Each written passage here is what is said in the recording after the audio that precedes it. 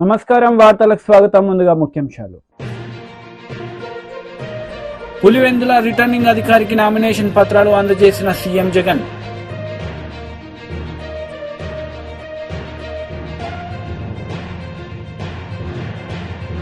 మరోసారి మోడీని ప్రధానమంత్రిగా చేయాలని కోరిన కేంద్ర మంత్రి అమిత్ షా.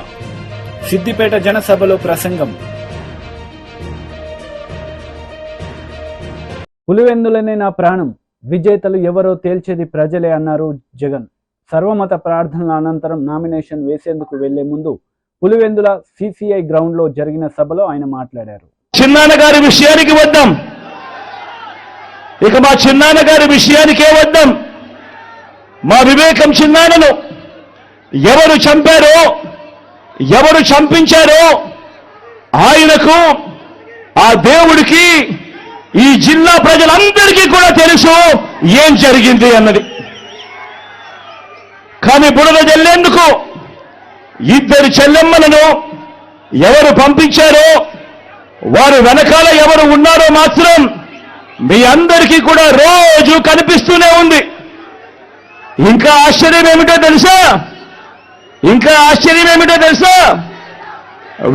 వివేకం చిన్నారను అతి దారుణంగా చంపి, అవును నేనే చంపాను అని అతి హేయంగా బహిరంగంగా చెప్పుకుంటూ తిరుగుతున్న హంతకుడికి మద్దతు ఇస్తున్నది ఎవరు? మీరే రోజు చూస్తున్నారు కదా అని అడుగుతా ఉన్నాను.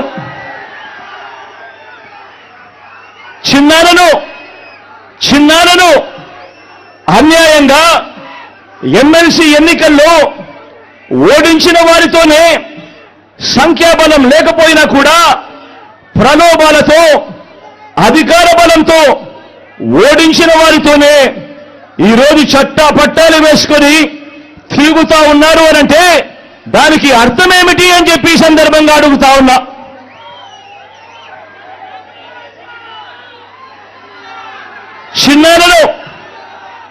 చిన్నానకు రెండో భార్య ఉన్న మాట వాస్తవం అవునా కాదా?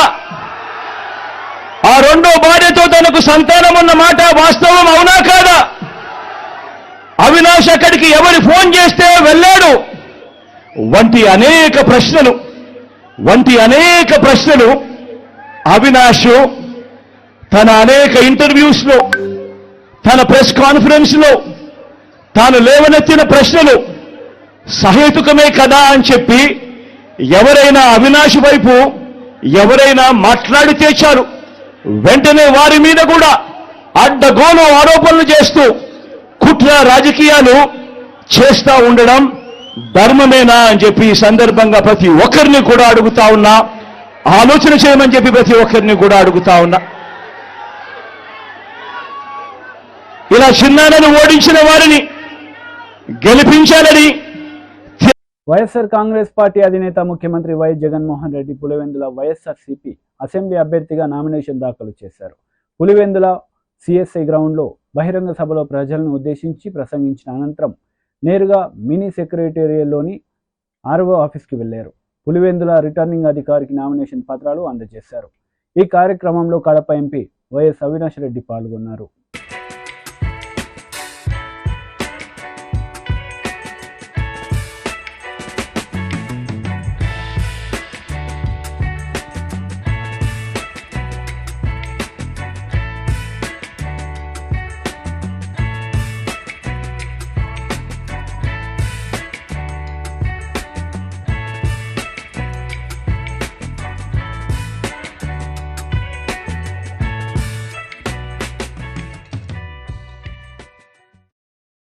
ఏఐసిసి హెచ్క్యూలో జైరాం రమేష్ కాంగ్రెస్ పార్టీ బ్రీఫింగ్ నిర్వహించారు. ఈ సందర్భంగా బీజేపీ పార్టీపై విమర్శలు చేశారు. उन्होंने हमारे न्याय पत्र को पहले सांप्रदायिक रंग देने की कोशिश की, बाद में कई ऐसे बातें उठाई जिसका जिक्र हमारे न्याय पत्र में बिल्कुल है ही नहीं है. और राजस्थान में, मध्य प्रदेश में, कर्नाटक में, अलग अलग राज्यों में जो उनका प्रचार हो रहा है, महाराष्ट्र में, वो हमारे न्याय पत्र को खूब पब्लिसिटी दे रहे हैं. हालांकि ये गलत पब्लिसिटी है, झूठ पर आधारित प्रचार है, फिर भी पहली बार प्रधानमंत्री विपक्ष पार्टी के न्याय पत्र को, घोषणा पत्र को इतनी और इस तरीके से पब्लिसिटी दे रहे हैं। ये न्याय पत्र भारत जोड़ो यात्रा और भारत जोड़ो न्याय यात्रा के समय जो हमारे नेता जो इस यात्रा का नेतृत्व कर रहे थे, राहुल गांधी जी, और अलग अलग नेता जिसमें कांग्रेस अध्यक्ष भी शामिल थे, इन्होंने यात्रा में भाग ली, दोनों यात्राओं में भाग ली। और इस यात्रा के दौरान जो समाज के अलग अलग वर्गों से उनकी मुलाकात हुई, चर्चा हुई, जनता की चिंता वो सुने, जनता की परेशानी को उन्होंने देखा और उसी के आधार पर ये न्याय पत्र बना। क्योंकि बिल्कुल साफ हो गया था कि पिछले 10 साल में जो प्रधानमंत्री की नीयत है और प्रधानमंत्री की नीतियां हैं, उससे बेरोजगारी बढ़ी है, महंगाई पर कोई काबू नहीं ला पाए हैं और आर्थिक विषमताएं हमारे समाज में पिछले 100 सालों में इतना उस स्तर पर पहुंचा है जो पिछले 100 सालों में देखा नहीं गया। और यही तो हमारे मुद्दे हैं। भारत जोड़ो न्याय यात्रा के समय हमने बार बार कहा, राहुल जी ने बार बार कहा, कांग्रेस अध्यक्ष ने बार बार कहा कि नारी न्याय, युवा न्याय, किसान न्याय, श्रमिक न्याय और हिस्सेदारी न्याय, ये 5 न्याय हमारे चुनाव के रणनीति। సిద్దిపేట జనసభలో కేంద్ర మంత్రి అమిత్ షా పాల్గొన్నారు. మోడీని మరోసారి ప్రధానమంత్రి చేయాలని కోరారు. ఈ సందర్భంగా ఆయన ప్రసంగించారు. तेलंगाना को दिल्ली का एटीएम बनाकर रख दिया है। जो टीआरएस ने भ्रष्टाचार किया था, वो भ्रष्टाचार का, चाहे कालेश्वरम का हो, चाहे भूमि घोटाला हो, एक की भी जांच कांग्रेस पार्टी नहीं कर रही है। टीआरएस और कांग्रेस पार्टी दोनों मिले हुए हैं। और अगर मैं आज कहकर जाता हूं, आप तीसरी बार मोदी जी को प्रधानमंत्री बनाओ, मोदी जी तेलंगाना को ये भ्रष्टाचार से मुक्त कराने का काम नरेंद्र मोदी जी करेंगे। भाई और बहनों, मुझे बताओ कि यहां पर तेलंगाना विमोचन दिन मनाना चाहिए या नहीं मनाना चाहिए? जोर से बोलो, मनाना चाहिए या नहीं मनाना चाहिए? ये टीआरएस और कांग्रेस पार्टी दोनों तेलंगाना विमोचन दिन इसलिए नहीं मनाते हैं कि वो मजलिस से डरते हैं। मैं आपको बताना चाहता हूं, भारतीय जनता पार्टी ने तय किया है कि 17 सितंबर को हम तेलंगाना विमोचन दिन मनाएंगे, हम मजलिस से नहीं डरते। और आज मैं तेलंगाना के लोगों को कहकर जाता हूं, भारतीय जनता पार्टी ने निर्णय किया है कि मुस्लिम रिजर्वेशन जो यहां पर टीआरएस और कांग्रेस ने किया है, हम उसको समाप्त कर एससी, एसटी और ओबीसी का रिजर्वेशन करने का काम भारतीय जनता पार्टी करेगी। ये हमने तय किया है। भाई और बहनों, इस बार तेलंगाना की जनता का जो मूड है वो मोदी जी के साथ। तेलंगाना की जनता ने तय किया है कि हर सीट से मोदी जी को कमल को खिलाकर दिल्ली भेजना है। आज मैं तेलंगाना की जनता को विश्वास दिलाने आया हूं कि समग्र तेलंगाना का विकास तभी हो सकता है जब केंद्र में भारतीय जनता पार्टी की सरकार बने। भाई और बहनों, मैं आज आपको कहने आया हूं, क्या हमारे प्रत्याशी को आप प्रचंड बहुमत से जिताएंगे? जरा जोर से बोलो, जिताएंगे? मेढक में कमल का फूल खिलाएंगे? मोदी जी को तीसरी बार प्रधानमंत्री बनाएंगे? तो मेरे साथ दोनों हाथ उठाइए, उठाइए दोनों हाथ, विजय के संकल्प की मुट्ठी बींचे और प्रचंड आवाज से बोलिए, भारत माता की, भारत माता की, वंदे वंदे। టీడీపీ రాష్ట్ర అధికార ప్రతినిధి నీలాయపాలెం విజయ్ కుమార్ మీడియా సమావేశం నిర్వహించారు. ఈ సందర్భంగా సీఎం జగన్ పై ఆయన మండిపడ్డారు. గత సంవత్సరం అంటే మార్చికి పూర్తయిన ఆర్థిక సంవత్సరంలో జగన్మోహన్ రెడ్డి గారి యొక్క లిమిట్, అప్పు లిమిట్ 45,000 సంథింగ్, అంటే 47,000 తీసుకున్నాం. ఆయన ఎక్కువ అప్పులు తెచ్చాడు, అప్పు 69,000 కోట్లు తెచ్చాడు. బట్ సెంట్రల్ ఇచ్చిన లిమిట్ మాత్రం 47,000, 45,000 సంథింగ్ చేంజ్. ఈసారి 1+1 ఆఫర్ కింద డబల్ ఇచ్చారంట, డబుల్ బొనాంజా బంపర్ ఆఫర్. ఎట్లా వచ్చిందో ఏమో. సరే, వాళ్ళు బంపర్ ఆఫర్ ఇవ్వడం, మన జగన్మోహన్ రెడ్డి గారు ఎంబడే దాన్ని అమల్లో పెట్టేయటం. ఏప్రిల్ నెల 3వ తేదీన పెన్షన్లకు కూడా డబ్బు లేకుండా, ఆ అప్పు వస్తే కానీ ఇవ్వడానికి వీలు లేకుండా ఆ నెపాన్నంతా తెలుగుదేశం పార్టీ మీద నెట్టడానికి ప్రయత్నించి ఫెయిల్ అయిపోయి మొత్తం మీద అప్పు తెచ్చుకొని పెన్షన్లు అయితే ఎట్లయితే ఇచ్చారంటే, అప్పు చేస్తే కానీ పెన్షన్లు కూడా ఇవ్వని స్టేజ్కి వచ్చేసారన్నమాట. అందుకని ఎంత వీలైతే అంత అప్పు తెచ్చుకోవాలని ఆయన ఆశయం. అసలు ఇంత అప్పులు ఎట్లొచ్చాయి? 1,00,000 రూపాయలు, దాదాపు 1,00,000 కోట్లు, 94,000 కోట్లు ఇప్పుడే వచ్చిందంటే ఇంకో 5,000-6,000 కోట్లు ఎక్కువ తీసుకోవడం పెద్ద కష్టమేం కాదు. 1,00,000 కోట్ల రూపాయలు అప్పు ఎలా అడిగావు జగన్మోహన్ రెడ్డి? ఏ బేసిస్ మీద అడిగావు? మాకు తెలిసిన ఆర్థిక దీని ప్రకారం ఏమంటారు, మన బుగ్గన రాజేంద్ర రెడ్డికి చాలా పెద్ద తెలుసు, ఆయన అందరినీ ఎగతాలు చేస్తుంటాడు. సో ఫ్రెషర్లని అదని ఇదని తెగతాలు చేస్తుంటారు. ఆయన చాలా ఎంబీఏ చదువుకున్నాడు, ఆయనకి ఎకనామిక్స్ బాగా తెలుసు. మేమంతా ఎకనామిక్స్ చదువుకున్న వాళ్ళు, మాకేం తెలుసు ఎకనామిక్స్, ఆయన అయితే ఎంబీఏ చదువుకున్నాడు. సో కానీ అప్పు లిమిట్ కేంద్రం ఎలా ఇస్తుంది అంటే, మన యొక్క స్థూల రాష్ట్ర ఉత్పత్తి అంటారంటే ఈ ఆర్థిక సంవత్సరంలో, పూర్తయిన ఆర్థిక సంవత్సరంలో ఎంత క్రయ విక్రయాలు జరిగాయి, స్థూలంగా మొత్తం ట్రాన్సాక్షన్స్, మొత్తం క్రయ విక్రయాల యొక్క వాల్యూ ఎంత, దాన్ని జిఎస్డిపి అంటారు. అంటే గ్రాస్ స్టేట్ డొమెస్టిక్ ప్రోడక్ట్, అంటే స్థూల. వైసీపీ లీడర్ పోతుల సునీత మీడియా సమావేశం నిర్వహించారు. ఈ సందర్భంగా చంద్రబాబు నాయుడు పవన్ కళ్యాణ్పై మండిపడ్డారు. ప్రభుత్వం పరిపాలన నడిచింది.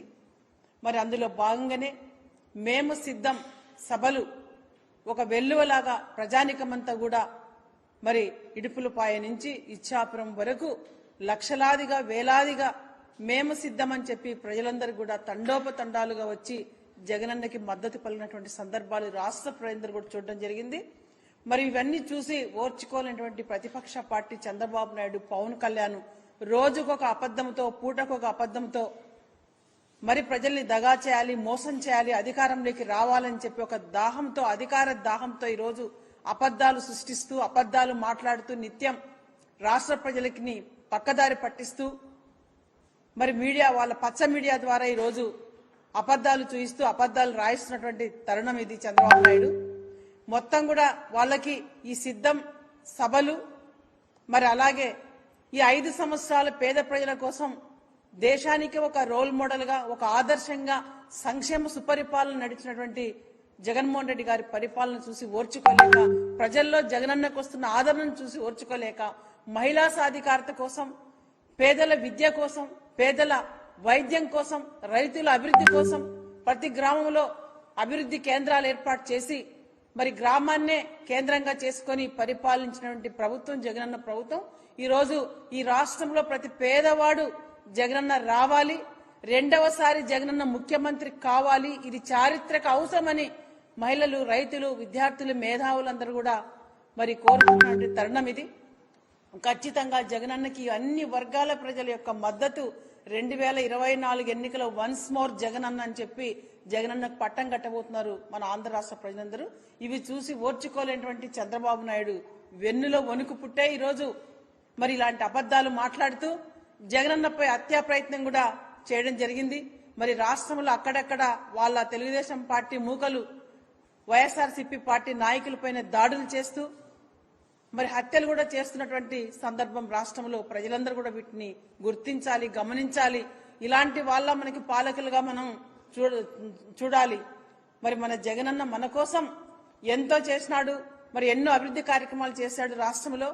కాబట్టి ప్రజలందరూ కూడా ఎస్సీ, ఎస్టీ, బీసీ, మైనార్టీలందరూ కూడా సామాజిక న్యాయమే ధ్యేయంగా, అభివృద్ధి ధ్యేయంగా, సంక్షేమమే ధ్యేయంగా, వాళ్ళ పిల్లల చదువులే ధ్యేయంగా, మరి వాళ్ళ పిల్లలు రేపు మంచి భవిష్యత్తు ఉండాలని చెప్పి అక్క చెల్లెమ్మల సాధికారత దిశగా జగనన్న చేసినటువంటి అభివృద్ధి, సంక్షేమము మరి ఇవన్నీ చూసి ప్రజలందరూ కూడా ఎంతో ఆనందంగా, సంతోషంగా, ఎవరిని తట్టినా కూడా ఏ గ్రామానికి వెళ్లి ఈ రోజు వైఎస్ఆర్సీపీ నాయకులు ఈ ఎన్నికల్లో భాగం కూడా చాలా ఆనందంగా మేము జగనన్నకే ఓటు వేస్తామని చెప్పడం జరుగుతుంది.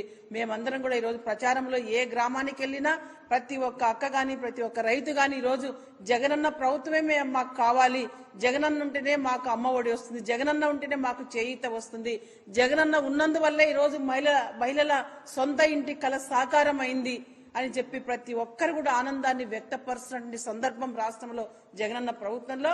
కాబట్టి చారిత్రక అవసరంగా 2024లో జగనన్నకి పెద్ద మెజార్టీ ప్రజలందరూ ఇవ్వబోతున్నారు. జగనన్న టార్గెట్ ఏదైతుందో 175 మరి 175 స్థానాలు అసెంబ్లీ స్థానాలు, 25 ఎంపీ స్థానాలు ప్రజలు ఇవ్వబోతున్నారు అనేది ఈ Telugu Desam. BRS leader Ponnala Lakshmaiah press meet నిర్వహించారు. ఈ సందర్భంగా ఇరు పార్టీలపై ఆయన మండిపడ్డారు. బనీన్ ఉంటుంది, బనీన్ మీద వస్తు వాళ్ళు వేస్తారు ఇట్లా అంతే, ఇంకేం లేదు. పళ్ళ పూలు వేసుకుంటాడు 11 గంటల దాకా.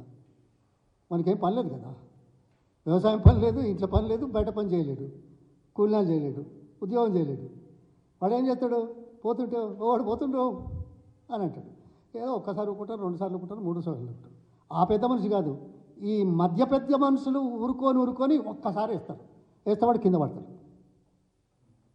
కింద పడితే వీళ్ళు వెళ్ళిపోతారు వేసి. వీడికి ఎన్నిసార్లు చెప్పిన ఇంతే పిచ్చోడు, ఎడ్డోడు అనుకుంటూ పోతారు.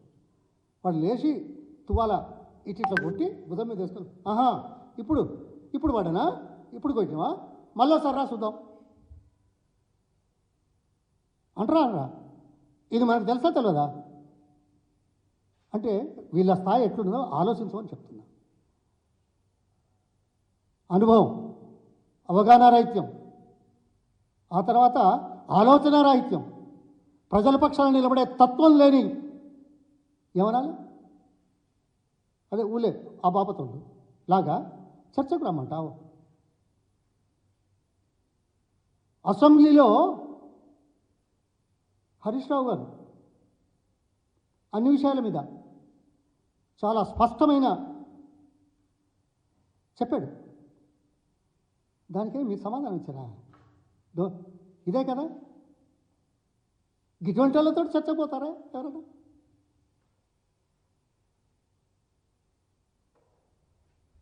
ఓకే, నేను కాదు ఇంకెవరన్నా సోనియా గాంధీతో, ఖర్గే గారితో, రాహుల్ గాంధీ గారితో, ప్రియాంక గారితో ఛాలెంజ్ చేస్తే ఇదేమన్నా అయ్యేదా, ఒప్పుకునేదా? నీ పార్టీ అనుభవం ఉన్న వాళ్ళతో మేము చర్చ పెడతాం. 120 రోజుల పరిపాలన ఏమేమి మాట్లాడినావు తెలియదా? ఎలక్షన్ ముందు ఏం మాట్లాడినావు, ఎలక్షన్లు ఏం మాట్లాడుతున్నావు, ఎలక్షన్ తర్వాత ఏం మాట్లాడుతున్నావు? ఎందుకయ్యా ఇవి దాటేసే కార్యక్రమాలు, మభ్యపెట్టే కార్యక్రమాలు? ఓట్ల సందర్భంలో దమ్ము ధైర్యం ఉంటే మీ హామీల మీద మాట్లాడండి. మేము చేశామని ధైర్యంగా ముందుకు రండి. వస్తున్నావా?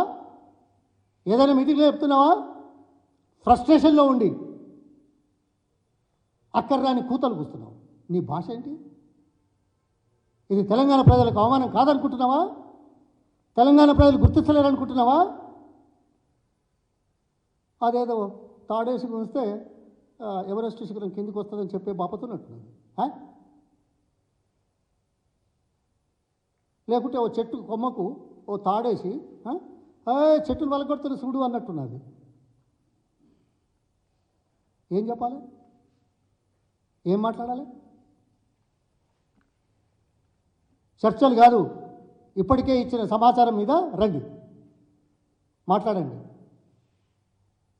సమబుద్ధులతోటి చర్చలకు అవసరం అవకాశం. ప్రజాపక్షాల నిలబడి 4 గంటలు ఒక వేదిక ద్వారా సమాచారం ఇచ్చిన వాళ్ళు చర్చలకు భయపడేవాళ్ళ? ఆ సమాజంలోని లోతుపాతులు, పరిపాలనా పరంగా చేయాల్సిన అవసరాలు, ముందు చూపు కార్యక్రమాలు ఇవి అర్థం చేసుకోలేని దౌర్భాగ్యపు వాళ్ళ ఛాలెంజ్లు తీసుకోవడం జరుగుతుందా? ఏ పార్టీలైనా ఏదో ఈయన ఛాలెంజ్ చేసినాడని నేను అన్నలా అవుతుందా? చేస్తారా? జాతీయ అధికార ప్రతినిధి తిరునగరి జోష్న మీడియా సమావేశం నిర్వహించారు. ఈ సందర్భంగా పలు అంశాలపై ఆమె మాట్లాడారు. ఎంత పెద్ద ఆర్థిక సరే యూజువల్గా అయితే జగన్మోహన్ రెడ్డి గారి విషయానికి వచ్చేటప్పటికి ఆర్థిక నేరస్తుడు అనేటువంటి ఒక పాయింట్ వస్తుంది. కాకపోతే నేను ఆంటర్ప్రెన్యూర్షిప్ మీద మాట్లాడింది కాబట్టి let's talk about his entrepreneurship అని కనుక తీసుకుంటే, జగన్మోహన్ రెడ్డి గారు తన తండ్రి అధికారంలో ఉండగా సుమారుగా 64 షెల్ కంపెనీలను ఏర్పాటు చేసి ఆర్థిక అవకతవకలకు పాల్పడ్డారు అనేటువంటిది సిబిఐ ఇచ్చినటువంటి ఒక నివేదిక. ఆ షెల్ కంపెనీలు ఏంటో కూడా కొన్ని నోటిఫై చేశారు వాళ్ళు. అది వాన్పిక్ కావచ్చు, ఆల్ఫా అవెన్యూస్ కావచ్చు, లేకపోతే గిల్క్రిస్ట్ ఇన్వెస్ట్మెంట్ కావచ్చు, లేకపోతే జెమ్ ఫైనాన్షియల్స్ కావచ్చు, ట్రైడెంట్ టెంపర్ లిమిటెడ్, వీవ్ promoters private limited, MKSS software, లేకపోతే సిఎన్ఆ కన్స్ట్రక్షన్స్, ఇలా తీసుకుంటే మాంట్లే రియల్టర్స్, ఇలా తీసుకుంటే ఇందాక నేను చెప్పినట్టుగా 64 షెల్ కంపెనీలను ఐడెంటిఫై చేశారు. సిబిఐ ఐడెంటిఫై చేశారు, వాటిని నోటిఫై చేశారు. సో మల్బానీ group, sigma oxygen, Sai Surya, వామ్ హౌస్ ఇవన్నీ తీసుకున్నాం. సరే, 2014 నుంచి 2019 వరకు ఏం చేశాడు జగన్మోహన్ రెడ్డి? ఒక షెల్ కంపెనీ కూడా ఏర్పాటు చేయాలి. కానీ అదే మళ్ళీ 2019 నుంచి 2024 వరకు, అంటే వాళ్ళ పార్టీ అధికారంలోకి వచ్చేటప్పటికి మళ్ళీ షెల్ కంపెనీల ఏర్పాటు స్టార్ట్ అయిపోయింది. సో ఈ 3 సంవత్సరాల్లో ఈ 5 సంవత్సరాల్లో మనం కనుక చూస్తే మళ్ళీ కొత్తగా షెల్ కంపెనీలు ఏర్పాటు చేస్తాడు. అది మనం షిర్డీ సాయి ఎలక్ట్రికల్స్ అని తీసుకోండి, ఆదాన డిస్టిలరీస్ తీసుకోండి, ఇండోసోల్ తీసుకోండి. సరే, వీటిని కొన్ని బినామీల పేర్లతో నడుపుతున్నాడా, ఏం చేస్తున్నాడా అనేటువంటిది అందరికీ విదితమైనటువంటి విషయమే. ఇవన్నీ కనుక చూస్తే అసలు జగన్మోహన్ రెడ్డికి ఆంటర్ప్రెన్యూర్షిప్ అనేటువంటి పదానికి అసలు ఎక్కడన్నా అర్థం ఉందా? ఎక్కడన్నా అసలు పొంతనుందా? అసలు నిజంగా ఆ పదానికి జగన్మోహన్ రెడ్డికి ఒక స్పెల్లింగ్ అన్నా తెలుసా అనేటువంటిది వాళ్ళందరూ ఆలోచిస్తున్నారు. ఎందుకంటే 2004కి ముందర ఉన్న ఇంటిని కూడా అమ్ముకోవాల్సినటువంటి పరిస్థితి ఉంటుందేమో అనేటువంటి ఒక పరిస్థితుల్లో ఉన్నటువంటి ఆ కుటుంబం ఆ తర్వాత 2004 తర్వాత 1000 కోట్ల ఆస్తుల్ని ఎలా గడించింది?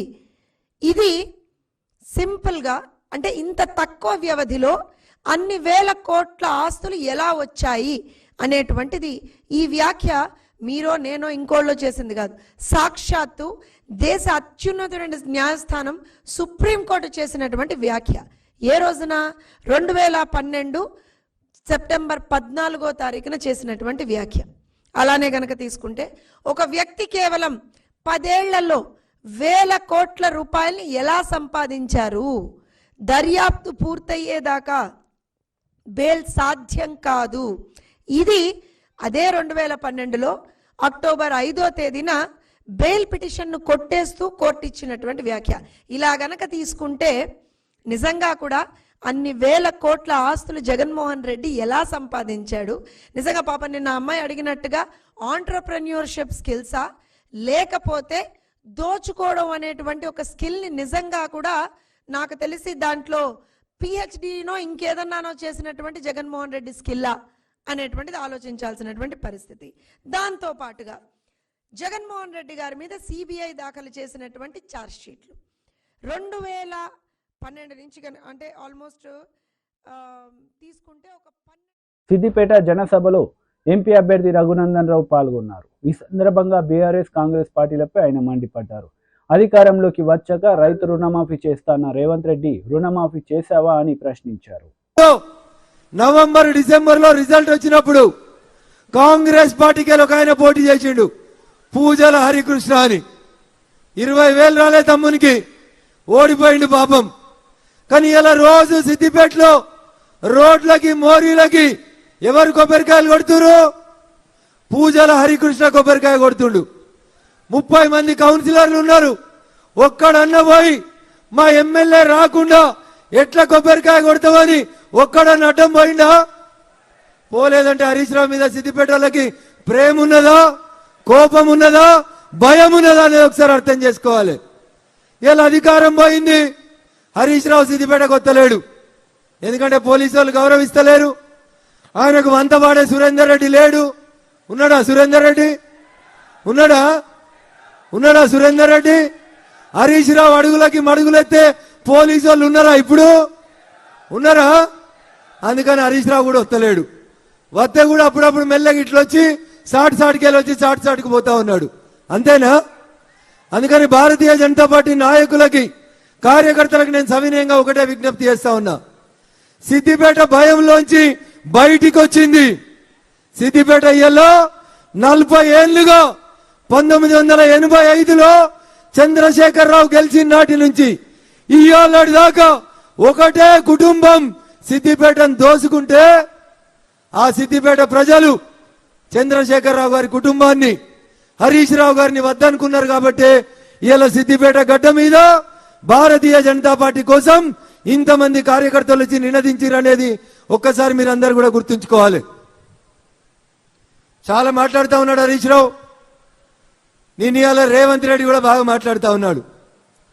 గంట కింద కాంగ్రెస్ పార్టీ గాంధీ భవన్ ముంగట ఓ బోర్డు పెట్టుకొని కూర్చున్నాడు రేవంత్ రెడ్డి.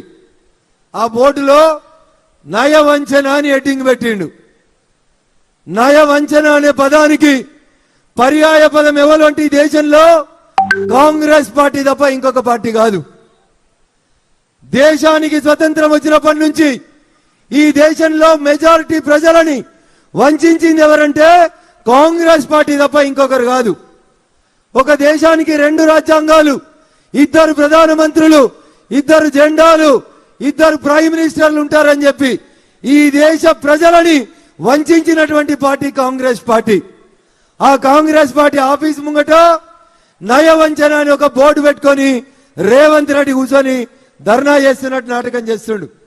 నేను సిద్దిపేట గడ్డ మీదకి వెళ్ళి రేవంత్ రెడ్డి గారిని అడుగుతున్నా, ఎన్నికలు అయిపోగానే డిసెంబర్ 9వ తారీఖు నేను ముఖ్యమంత్రి అయితే వెంటనే ప్రతి రైతుకి 2 లక్షలు రైతు రుణమాఫీ చేస్తా అన్నాడు.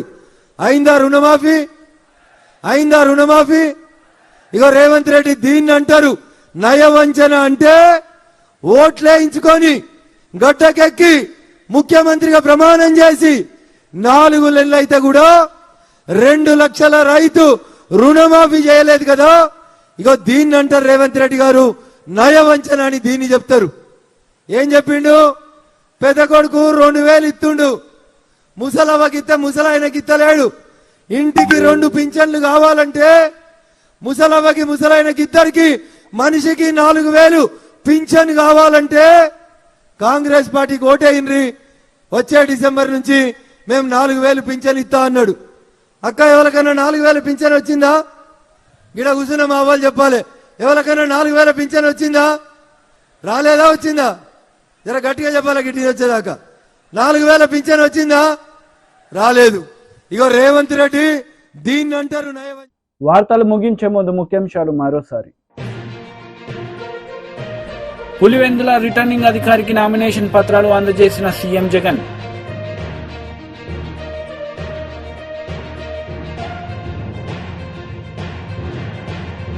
మరోసారి మోడీని ప్రధానమంత్రిగా చేయాలని కోరిన కేంద్ర మంత్రి అమిత్ షా. సిద్దిపేట జనసభలో ప్రసంగం. ఈ వార్తలు ఇంతటితో సమాప్తం. తిరిగి ప్రసారమయ్యే వార్తల్లో మళ్ళీ కలుద్దాం. అంతవరకు సెలవు. నమస్తే.